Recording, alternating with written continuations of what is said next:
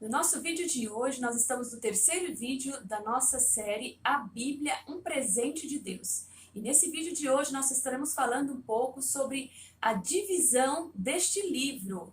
No primeiro vídeo nós já falamos que ele é dividido em Antigo Testamento e Novo Testamento. E houve ali no primeiro vídeo, se você não assistiu, vai lá e assista o primeiro vídeo dessa série. Nós estamos explicando o que significa a palavra testamento, o que Deus tinha para a nação de Israel ali no Antigo Testamento e depois foi revelada para toda a humanidade a salvação através do Novo Testamento.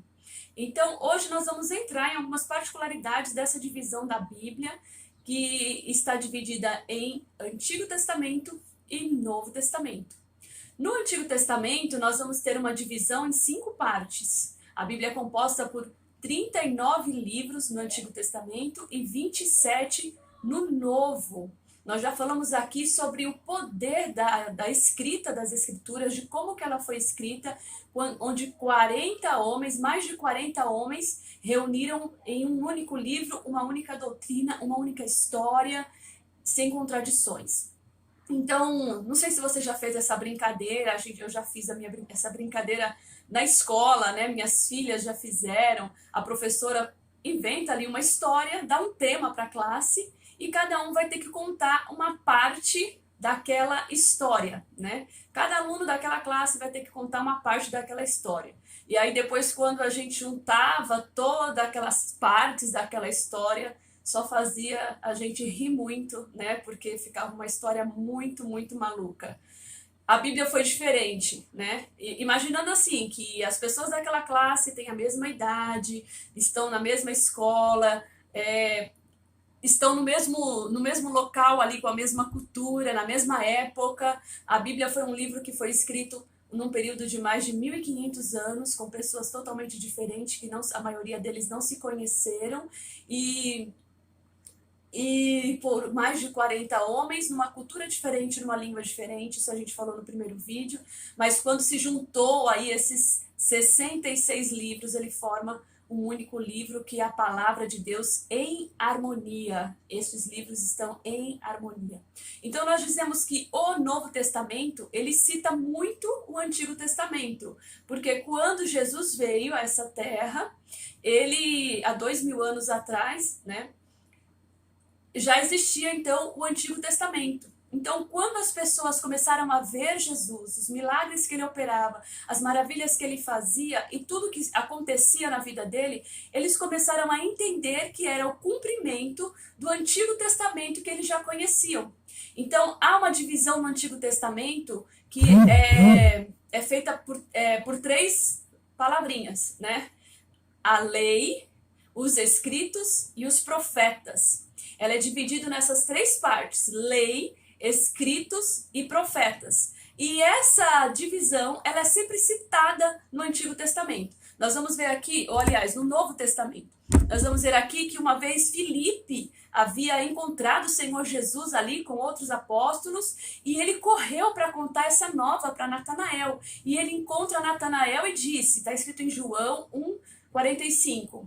Havíamos encontrado aquele de quem Moisés escreveu na lei e os profetas disseram, Jesus de Nazaré, o filho de José. Ele é o filho de Deus. Então, na realidade, ele estava ali citando os textos ali, citando ali para Natanael, que aquela Bíblia que eles tinham lá, que era o Antigo Testamento, eles haviam encontrado aquele Jesus que estava escrito no Antigo Testamento. Então, ele faz essa divisão de leis e profetas. Em alguns outros textos da Bíblia, no Novo Testamento, você também vai encontrar a divisão de lei, escritos e profetas. O que são os escritos? Então, vamos falar um pouquinho sobre a lei. O que é a lei? A lei é chamada de Pentateuco. Ela está nos primeiros 5 livros que Moisés escreveu. Foi os primeiros livros da Bíblia: Gênesis, Êxodo, Levítico, Números e Deuteronômio. Esses 3 livros, se juntos, formam o compêndio, né, que nós chamamos de lei. A lei está ali nos 5 primeiros livros que Moisés escreveu. Depois nós temos os livros históricos. Nesse período da lei, foi um período que a Israel viveu sobre um governo que nós chamamos de teocracia. O que é teocracia? A palavra teo significa Deus, cracia é o domínio, o governo. Então eles eram governados por Deus. Deus escolhia ali algumas pessoas que iriam liderar o povo, que iriam trazer as suas mensagens ao povo. Então ali foi um período dos patriarcas, né? Que Deus levantou os patriarcas para governar a nação, as famílias que estavam sendo constituídas ali. Então foi o período da teocracia. Depois da teocracia, nós começamos com os livros históricos. É quando a nação de Israel ela volta para sua terra, que já estavam ali há mais de 400 anos cativa no Egito, ela volta para sua terra e ali começa um outro tipo de governo, que nós chamamos de o governo dos juízes e dos reis. Isso começou com Josué, conquistando a terra prometida, e ali depois Deus começa a levantar naquele período os juízes para defender a nação de Israel, e depois nós temos ali o reinado, os reis, né, que são descritos ali nos livros históricos. Nós temos o livro de Josué, Juízes, Ruth, 1ª e 2ª Samuel, 1ª e 2ª Reis, 1ª e 2ª Crônicas, Esdras, Neemias e Esther. Esses são os livros históricos, que vai contar a história dessa nação de Israel. E depois nós temos os livros poéticos. A Bíblia também contém poesias. Afinal, a Bíblia tem várias formas literárias, né? E uma das formas mais lindas aí que nós temos na Bíblia é a forma de poesia. Nós temos os livros poéticos, que é o livro de Jó, Salmos, Provérbios, Eclesiastes e Cantares. E depois desses livros, nós temos os livros proféticos. Temos os profetas maiores e os profetas menores. Eles não são chamados de profetas maiores por ser maior, né, por importância, serem mais importantes talvez do que os outros, não. Eles são considerados profetas maiores porque escreveram maior número de profecias, né, os seus livros são maiores e escreveram num período maior do que os outros. Então nós temos ali o profeta Isaías, Jeremias, Lamentações, Ezequiel e Daniel. E os profetas menores, que são menores, mas tem mais profetas do que os maiores. Oséias, Joel, Amós, Obadias, Jonas, Miqueias, Naum, Abacuque, Sofonias, Ageu, Zacarias e Malaquias. Às vezes as pessoas têm dificuldade de ler o Antigo Testamento porque não entende essa divisão. Primeiro você precisa entender essa divisão. A Bíblia não foi escrita numa ordem cronológica. O que é ordem cronológica? É uma ordem dos acontecimentos dos fatos. Conforme os fatos vão acontecendo, vai ser escrito aquilo. Nós vemos que lá no começo, quando Moisés escreve o Gênesis, parece que está seguindo ali, parece não, está realmente seguindo uma ordem cronológica dos acontecimentos, né? Ele escreve Gênesis, como Deus criou a terra, ali vem a primeira nação, vem o primeiro povo, depois tem aquele povo que se rebela contra Deus, aí vem Noé, depois de Noé vem os patriarcas, e assim vai indo numa sequência. Mas quando vai chegando nos livros históricos, nós temos aí uma adição de outros acontecimentos. Então, quando os reis estavam governando, principalmente Davi, que ele era um poeta, ele governava e ali antes dele governar, ele passou por várias perseguições ali sob o rei Saul, né? O rei Saul era um perseguidor de Davi. E ele, quando acontecia algum fato extraordinário assim na vida dele, ele escrevia um cântico. Davi era um poeta, era um compositor de música. Nós sabemos que os Salmos é um livro poético e ele não está lá no acontecimento, no momento que aconteceu, mas ele tem um livro separado para isso, que é o livro de Salmos. Então você vai encontrar Davi, quando ele peca, ele faz o Salmo 51 e vai pedir ali perdão para Deus pelo aquele pecado, e naquele salmo ele se refere ao acontecimento do pecado de Davi, mas ele está em outro livro. Quando você vai ler o livro de Crônicas, os livros de Reis, existem muitos salmos relacionados a isso. Quando o povo vai para o cativeiro, existem muitas profecias relacionadas a isso. Então você vai ter que saber qual é a sequência cronológica de tudo isso, para que você tenha uma boa leitura da Bíblia, quem profetizou para quem. Nós temos um período em que Isaías profetiza para o povo que está no cativeiro. Nós temos um período que Ageu vai profetizar para o povo que já voltou do cativeiro. Então, ela não está escrita numa ordem cronológica, mas sim em uma ordem literária. Então, para já facilitar para vocês aqui, eu quero apresentar uma Bíblia que, para quem não conhece ainda, né? Para quem não conhece, eu creio que muita gente já conhece essa Bíblia aqui, ela não é nova, é a Bíblia em ordem cronológica. É uma Bíblia maravilhosa, escrita numa linguagem muito fácil, a linguagem da Nova Versão Internacional, NVI. E você pode pegar essa Bíblia aqui e ela não está dividida por livros, como a Bíblia tradicional. Ela é dividida em ordem cronológica, por ordem dos acontecimentos.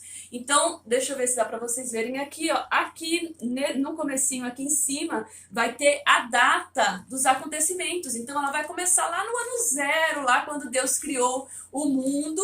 E aí ela vai andando por ordem de acontecimentos. Então, se você pegar aqui no livro de Reis, quando Davi está fugindo do rei Saul, ele escreve, está ali o acontecimento da fuga dele, do que está acontecendo com ele, e embaixo, na mesma página, você vai ter o salmo que ele escreveu, ou algum texto que ele escreveu relacionado a isso. Se você pega o livro de Crônicas, você sabe que o livro de Crônicas, ele é um resumo dos acontecimentos que aconteceram durante o período da monarquia em Israel, o período do reinado em Israel. Então, ele é um resumo do período dos reis. E aí o que acontece? Vai ter coisas escritas lá no período dos reis que está sendo repetida no livro de Crônicas. Então, quando você estiver aqui lendo o livro de Reis na Bíblia em linguagem cronológica, você vai ter o texto que está em Reis e o texto que está em Crônicas. E você vai saber realmente o que aconteceu ali por ordem dos fatos, por ordem dos acontecimentos. A mesma coisa acontece com as profecias. O povo de Israel está lá no cativeiro babilônico. Tem a descrição disso lá nos livros históricos. E aí você vai encontrar também na mesma página aqui a profecia de Isaías, que foi relacionada àquele período. É muito interessante, é muito bom. Se você ainda não tem essa Bíblia, você pode adquirir qualquer livraria evangélica ou pela internet. É uma dica aqui do projeto Bons Frutos para você adquirir a Bíblia na linguagem cronológica. Que tal você fazer isso nessa semana que nós estamos comemorando o Dia da Bíblia? Um dia maravilhoso, a Palavra de Deus. Então vamos lá, vamos partir então para o Novo Testamento. Depois do Antigo Testamento, passa-se um período de 400 anos que não houve escritura nenhuma. Houve muita escrita literária, mas esses livros são chamados de livros apócrifos ou livros históricos que não entraram nesse cânon da Bíblia, nessa regra desses livros que estão divididos aqui em Novo e Antigo Testamento. Depois a gente vai explicar o porquê disso. Mas a Bíblia agora tem o Novo Testamento. Depois de 400 anos de silêncio, que nós dizemos que é o período intertestamentário, o período entre o Antigo Testamento e o Novo Testamento, agora chega um profeta, né, profetizando. O profeta João Batista foi o primeiro profeta a calar os quatro, a abrir a sua voz, né, abrir a sua boca depois de 400 anos de silêncio. Veio o profeta João Batista profetizando no deserto e falando da vinda do Messias, preparando o caminho do Salvador. Então agora no Novo Testamento nós iniciamos ele com 4 evangelhos, né, Mateus, Marcos, Lucas e João.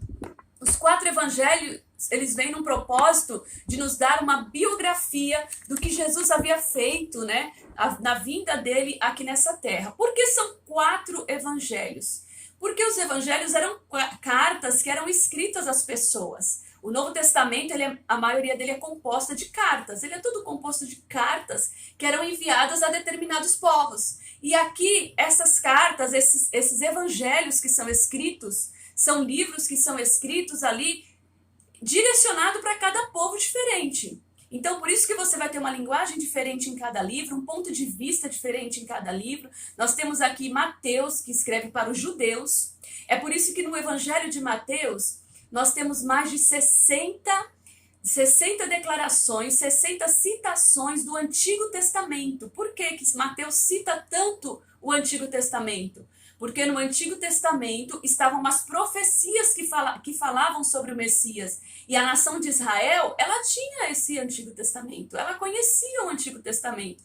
Com 12 anos, uma criança já devia saber muitas partes da Torá, e ele já era feito ali uma festa que comemorava ali a celebração desse menino de 12 anos, já conhecia a Torá, a Bíblia inteira eles teriam que conhecer, o Antigo Testamento, e muitas partes decoradas. Então eles conheciam o Antigo Testamento. E quando Mateus vai escrever para essa nação judaica, que já conhecia o Antigo Testamento, ele cita as profecias. Olha, esse menino está nascendo aqui nessa cidade de Belém, porque está escrito no livro de Miqueias, e tu, Belém Efrata, visto que foste considerada entre as menores aqui da nação, de ti sairá aquele que será o salvador da humanidade. Então ele vai citando as profecias que a nação de Israel já conhecia, e para que eles fossem entender que aquele judeu que apareceu ali, filho de José, ele não era somente filho de José e Maria, ele era o filho de Deus que veio para redimir a humanidade.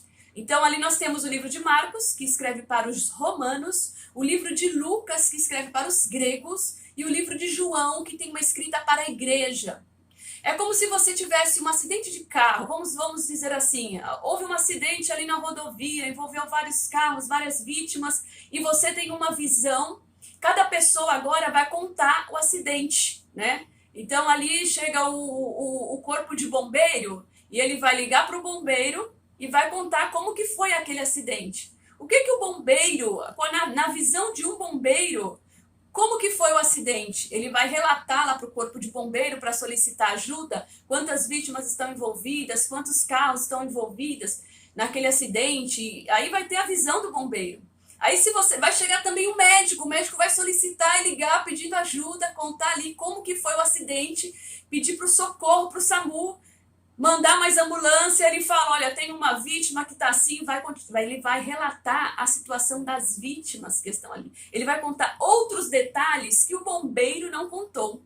Aí vem uma outra pessoa, vai vir também lá as testemunhas que estavam ali em volta, as pessoas que se envolveram naquele acidente, mas não estão machucadas nem feridas, elas vão contar para outras pessoas como que foi aquele acidente, ela vai contar a visão delas, o que elas viram, o que elas contemplaram. A mesma coisa são os evangelhos. Cada um tinha uma visão diferente, uma contemplação diferente e um povo diferente para se escrever. Então, cada um vai dar a sua característica que para ele é mais relevante. Vou dar um exemplo para vocês. No livro de Marcos, o livro de Marcos relata muitas curas que Jesus fez no livro de Marcos. O livro de Lucas também relata as mesmas curas, mas no livro de Marcos está relatado de uma forma mais simples, quanto no livro de Lucas está relatado de uma forma mais detalhada, explicando aquela doença, explicando como que a pessoa havia procurado médicos para socorrê-la, aquela mulher do fluxo de sangue. O livro de Lucas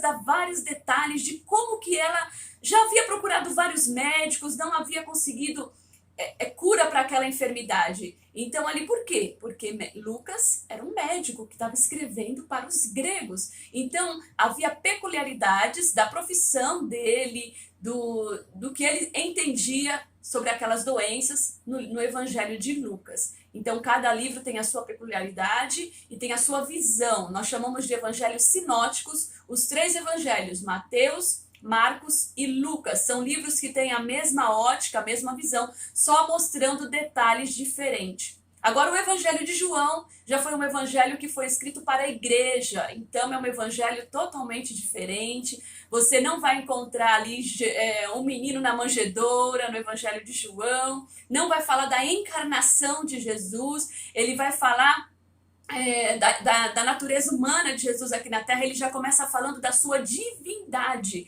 Como que começa o livro de João? No princípio era o verbo, e o verbo era Deus. Já começa falando da divindade de Cristo, e ali Cristo se mostra no Evangelho de João como sendo o Deus. Ele vai revelar o seu eu sou a porta, eu sou o pão, eu sou a luz, eu sou a água viva, eu sou a verdade, o caminho, eu sou a vida. Então ele vai revelar ali a sua divindade, o poder que ele tem para salvar no Evangelho de João, porque João é um livro escrito para cristãos, para a igreja, né? E ele vai relatar ali encontros de Jesus com pessoas que já eram crente. Nós temos ali Nicodemos, o doutor da lei, que achava que já era salvo e foi perguntar para Jesus, e Jesus falou: Nicodemos, é necessário que você nasça de novo. O Evangelho de João, falando sobre a divindade de Cristo. E depois do Evangelho de João, nós temos um livro histórico aí, que é o livro de Atos dos Apóstolos. Esse livro, por muito tempo, muitas pessoas achavam que ele deveria ser chamado